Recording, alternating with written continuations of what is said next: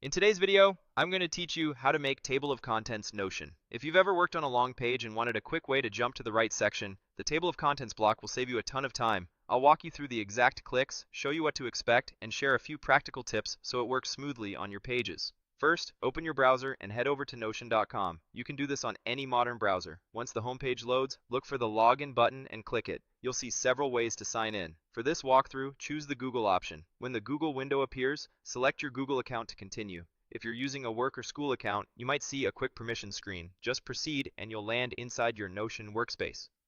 Now that you're in Notion, open the page where you want the table of contents to live. In this example, I'm opening a page titled Book 1, but you can choose any page in your workspace.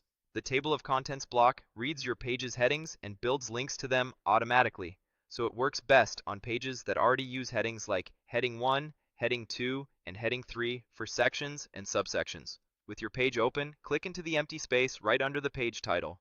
That places your cursor where the table of contents block will be inserted. If you prefer a different spot, you can always move it later, but for now, let's add it just below the title so it's easy to find. Type the slash command exactly like this, /table of contents.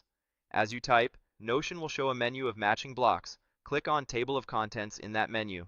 Instantly, a new block appears and lists out the sections of your page. If your page is already organized with headings, you'll see those headings appear in order, with indentation to reflect the heading levels. That indentation is helpful because it gives readers a quick visual map of your content hierarchy. Let's test it out. Click the first link in the table of contents labeled 1, Introduction.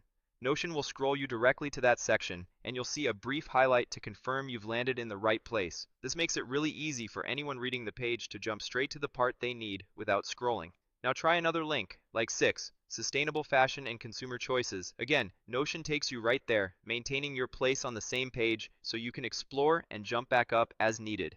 This is especially handy when you're reviewing or editing multiple sections in a single session. Finally, click 12, Conclusion. You'll notice the same smooth jump. The links in the table of contents always take you to headings on the same page, so everything stays together and easy to navigate. If you return to the top of the page, you'll see the table of contents remains synced.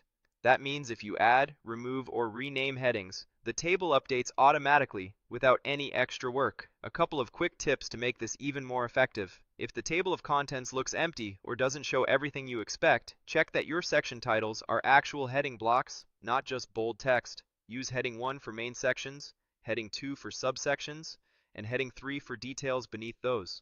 Also, you can grab the handle to the left of the table of contents block and drag it to a different spot on the page if you decide it belongs higher, lower, or even in a column next to your content. And that's it. You navigated to Notion, signed in with Google, opened the page you want, inserted the table of contents block using the / command, and confirmed the links work by jumping to several sections. With this in place, your readers can move through long pages confidently and find exactly what they need in seconds.